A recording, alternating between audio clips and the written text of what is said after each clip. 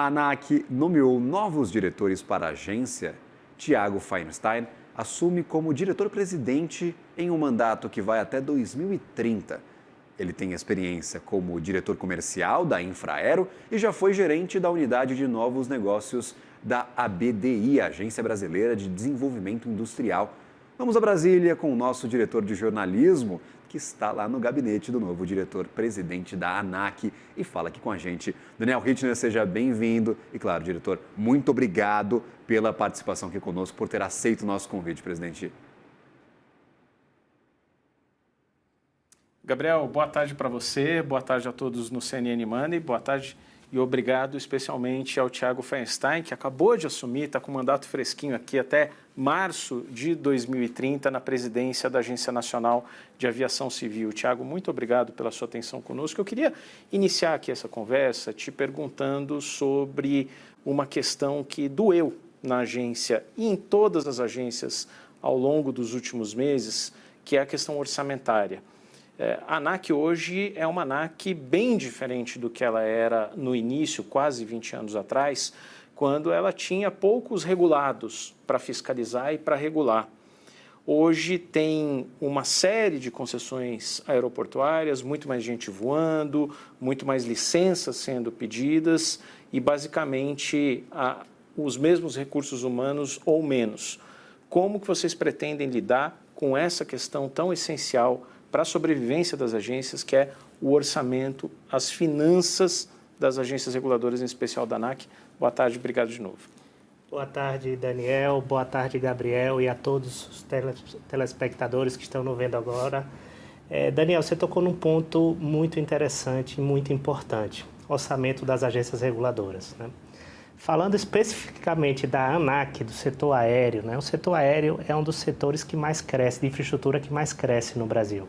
Cada vez mais pessoas querendo voar, cada vez mais pessoas querendo ir para o interior do Brasil, cada vez mais o turismo crescendo, turismo de negócios, algumas cidades no Brasil que dependem do setor da aviação para sobreviver, que o modal aéreo talvez seja o único transporte para transplante de órgãos, para transplante de materiais vitais, né? Então, o setor aéreo tem que ser olhado com muito carinho. E está crescendo. Mas o orçamento da agência, só para você ter uma noção, Daniel, hoje representa 30% do que era o orçamento em 2015. Em termos reais. Em termos reais. Então, nós estamos com um déficit orçamentário muito grande. Nós estamos precisando recompor urgentemente o orçamento da agência, porque recompor o orçamento significa aumentar a fiscalização, investir em inovação. A gente está no mundo da transformação digital, a gente está no mundo da inteligência artificial, então usar esses mecanismos para aprimorar a nossa regulação. A gente está passando por várias transformações no próprio setor, onde a gente precisa modernizar. E olhe que, mesmo com a restrição orçamentária, a ANAC já vem se reinventando nos últimos anos. Muitos dos nossos serviços são digitais. Muitos dos nossos contatos com o nosso público-alvo já é digital, já é digitalizado. Uma dúvida, Tiago. Eu queria logo passar a bola aqui para o meu colega Gabriel Monteiro, mas antes disso, só complementar. Se não houver essa recomposição orçamentária, qual é o risco mais imediato? O que a ANAC não está fazendo diante dessa restrição? Existe um risco da gente ter que reduzir a nossa capacidade de fiscalização, que isso é muito ruim para o setor, para a sociedade, etc., né? Então, nós precisamos aumentar o nosso efetivo de fiscalização. Então, os senhores acompanharam num passado recente que houve um corte orçamentário, não só na ANAC, como em todo o governo federal, e isso, por exemplo, obrigou a ANAC a suspender a prova de pilotos. E houve um descontingenciamento por parte do governo de parte desse recurso. Nós voltamos com as provas de piloto, porém as provas de comissários continuam suspensas. Então, são esses os impactos que a gente pode causar no mercado por uma restrição orçamentária. E fiscalização nunca é pouco. quanto mais fiscais nós temos na ponta, quanto mais próximo nós estamos do transporte aéreo clandestino, das pistas clandestinas, maior vai ser a entrega que nós podemos dar para o setor e para a sociedade. Gabriel? No mesmo sentido, na mesma direção, Hitchner, qual cenário parece mais provável, presidente? Você fala em recomposição orçamentária, mas a gente olha para o orçamento do ano que vem, um orçamento bastante apertado, e caso sejam necessários contingenciamentos e bloqueios, a gente já viu no histórico recente que as agências reguladoras são o alvo dessas principais restrições. O que vocês imaginam como um cenário mais provável? Que a gente tenha mais dificuldade à frente ou que essa recomposição efetivamente aconteça? Nós vamos trabalhar muito fortemente, Gabriel, para que essa recomposição aconteça independente do Orçamento Geral da União. Existe um PL tramitando no Congresso, de autoria do senador Laércio Oliveira, onde neste PL se evitará o contingenciamento do orçamento das agências, justamente para não termos surpresas no ano que vem. Mas fora isso, a gente tem outros mecanismos. A gente está negociando com o Ministério de Portos e Aeroportos para ampliar a participação da ANAC no FENAC, no Fundo Nacional de Aviação Civil, e outras medidas também para que a gente possa mitigar esse risco de um possível corte orçamentário maior, que não é uma coisa só do ANAC, de todas as agências e da própria União. Presidente, eu queria colocar aqui na nossa pauta a questão do aeroporto de Viracopos, porque isso tem sido um drama, a concessionária, hora quer devolver, hora quer continuar, hora aceita um processo de relicitação, hora esse processo volta. E havia um prazo fixado para que a ANAC levasse adiante o leilão, que era o início de junho. Esse prazo acabou não sendo cumprido e agora existe uma indefinição. Quer dizer, o que acontece com o aeroporto de Viracopos? Ele funciona bem, não há um problema operacional, mas existe um problema de quem continua à frente do ativo. Qual que é a solução que a ANAC pretende encaminhar agora para essa questão? Daniel, no fim do dia, o que nós sempre vamos lutar aqui na ANAC é pela continuidade do bom serviço para o cidadão. Para o assunto específico de Viracopos, nós estamos aguardando uma definição do Ministério de Portos e Aeroportos. Houve um acórdão do ministro Bruno Dantas, onde realmente a ANAC não conseguiu cumprir o prazo para a licitação, e o ministro Bruno, em seu acórdão, basicamente fala que cabe à União e agora à ANAC tomar uma decisão. Após essa decisão mais estratégica, depois sentar com o Tribunal de Contas, sentar com a AGU e tentar desenhar uma solução. O ministro Silvio já demonstrou publicamente a possibilidade da continuidade, de se negociar, não da continuidade, se negociar a continuidade do concessionário, já que ele está entregando um bom serviço, o aeroporto está funcionando, está cumprindo com a qualidade de serviço, né? Então, a partir dessa definição do Executivo, nós vamos trabalhar mecanismos técnicos para cumprir a ordem que nos for dada. A ANAC acabou de publicar e acabou de abrir, na verdade, um processo de consulta pública neste início de setembro para atualizar a regulamentação sobre aeroportos aqui no Brasil. O que vocês buscam com essa consulta pública? O que vocês querem atualizar e, claro, quais são os principais objetivos deste processo, por favor, presidente? Bem, Gabriel, existe aqui na agência uma agenda regulatória, onde constantemente nós estamos buscando atualizar os nossos normativos, os nossos regulamentos, para que a gente possa se adequar à nova realidade, à modernização do mercado de aviação civil, assim como acontece no restante do mundo. Eu estou indo nos próximos dias para a Assembleia Geral da OACI, que é o organismo internacional que rege todo o mercado, onde nós discutiremos essa agenda regulatória. Então, não só para aeroportos foi aberto agora, mas para várias outras normas, nós estamos revisando e constantemente ouvindo o mercado e a sociedade civil para entender onde nós precisamos melhorar. onde nós precisamos ser menos burocráticos, mais velozes e onde nós podemos também ajudar na melhoria da qualidade de serviço. Então, essa é uma agenda que não é nova, é constante, tá?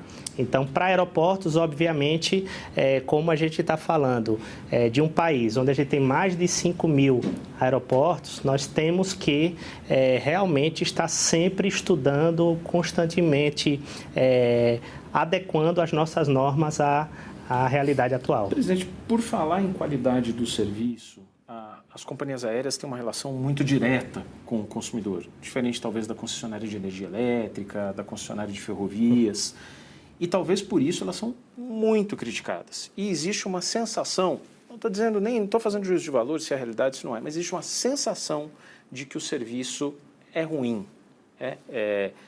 O que a ANAC está pensando em fazer para melhorar a percepção do consumidor de que não está pagando preços abusivos por uma passagem aérea, de que está recebendo qualidade e, por outro lado, é preciso enxergar também que as companhias aéreas dizem, olha, a gente paga R$1 bilhão por ano em processos judiciais, em judicialização.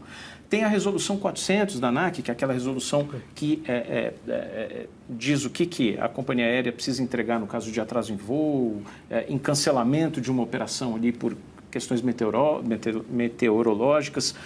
O que a ANAC pode fazer nas duas pontas? Para o consumidor ter essa sensação de que não está sendo maltratado, mas para que as companhias aéreas também tenham um ambiente de negócios mais adequado às suas operações. Bem, essa é uma boa pergunta, né? O setor aéreo é um setor que ele mexe muito com a opinião pública. As pessoas voam, as pessoas se deslocam, né? Então, obviamente, quando você mexe com a opinião pública, qualquer atitude que você tome de mercado, ela pode ter um efeito muito grande na sociedade civil, né?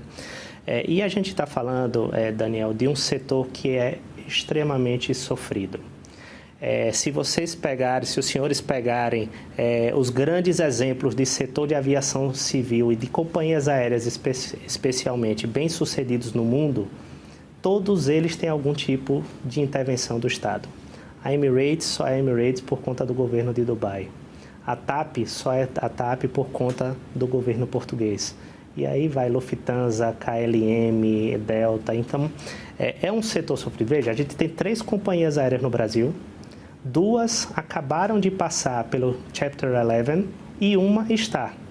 Então, mesmo com o preço das passagens altos, nós temos companhias aéreas em processos de recuperação judicial. Por quê? O primeiro fator é mais de 60% do custo da passagem aérea é dolarizado. Então, se existe um cenário macroeconômico mundial de instabilidade do dólar, que prejudica muito as companhias aéreas em ter previsibilidade no cálculo dos seus custos. Esse é um problema, mas esse é um problema que a ANAC não consegue atacar, né? Tem o segundo problema que você acabou de citar, a judicialização. Senhores, o Brasil é o país que tem o maior percentual de ações judiciais contra companhias aéreas do mundo. Mais de 90% de todas as ações judiciais contra as companhias aéreas do mundo estão no Brasil. Isso é um número muito alto. Isso gera um custo muito alto. E no final do dia, isso impacta no custo da passagem. Mas o principal que provoca não só o custo alto, mas também voos cheios, aeroportos cheios, é a falta de aeronaves. O mercado de aviação civil ainda não... O mercado, quando eu falo os grandes fabricantes, né, Boeing, a Airbus, ainda não conseguiram se recuperar da pandemia. Quando eu falo se recuperar, é mão de obra. Muita mão de obra foi perdida. Então, essas fábricas ainda não estão funcionando em sua plena capacidade. E o que é que isso provoca? Quando uma aeronave aqui precisa de manutenção, ela entra numa fila e, por muitas vezes, tem que ficar parada aguardando manutenção. Isso está fazendo com que as companhias aéreas tenham muitos aviões parados, diminui a oferta de assentos, e por conta da famosa lei da oferta e da procura, como a quantidade de assentos é menor e o público viajando é maior, o preço da passagem sobe. Mas aí eu tenho aviões cheios, eu tenho aeroportos cheios e talvez isso provoque uma percepção no público uma má qualidade de serviço. Mas, pelo contrário, o Brasil é um dos países reconhecidos internacionalmente como uma das melhores qualidades de serviço no setor aéreo. Então, o que nós precisamos como ANAC para ajudar em todo esse problema é: vamos atacar na judicialização. Vamos, por exemplo, trabalhar na revisão, isso faz parte da nossa agenda regulatória, da revisão da Resolução 400. Vamos conversar com o Congresso, conversar com o Judiciário para falar sobre Código de Defesa do Consumidor, para falar sobre ações mitigatórias dessa grande judicialização.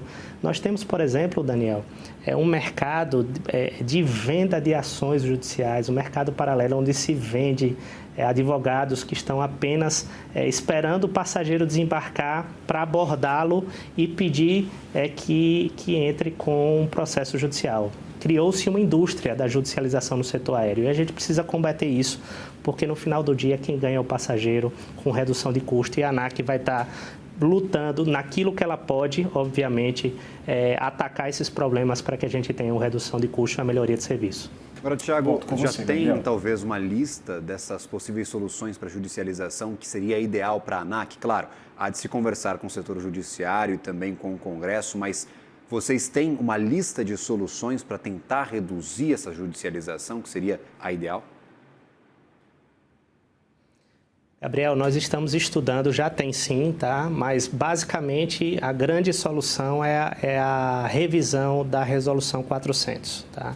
A gente vai ouvir as companhias aéreas, já tem reuniões marcadas para as próximas semanas para a gente. Qual é o prazo disso, o horizonte disso? Desculpe. Não tem um prazo estabelecido, mas a gente pretende até o final desse ano, pelo menos uma lista de ações a gente começar a divulgar, né? Mas nesse primeiro momento, nesse momento de transição que estamos aqui, a gente está buscando diálogo com as companhias aéreas, o diálogo com a sociedade civil, o diálogo com o Congresso e com o Judiciário, com o próprio TCU, para a gente a várias mãos desenhar uma solução. Não adianta a gente mudar a Resolução 400 sem estar alinhado com o Congresso, que pode vir um projeto de lei que prejudique a nossa alteração. Então, as ações serão coordenadas com todos os atores envolvidos. Então, estamos nessa fase de estudos e em breve anunciaremos isso para toda a sociedade. Tiago Feinstein, novo diretor-presidente da ANAC, com um mandato fresquinho, acabou de ser sabatinado, aprovado pelo Senado. Eu lhe agradeço muitíssimo por essa primeira entrevista aqui na CNN. Volte muitas vezes, por favor, nós o aguardamos. E muito sucesso aqui à frente da ANAC até 2030, um longo caminho. Muito obrigado, Daniel, obrigado, Gabriel, obrigado a todos que fazem a CNN, obrigado por ter vindo até nossa casa e contem sempre conosco, contem sempre com nossa transparência, com a nossa informação e nos ajudem a transformar esse setor de aviação civil no Brasil. Obrigado. Valeu, volto com você, Gabriel. Obrigado mesmo pela participação e, claro, faço do convite de Daniel Rittner no meu, sempre bem-vindo por aqui.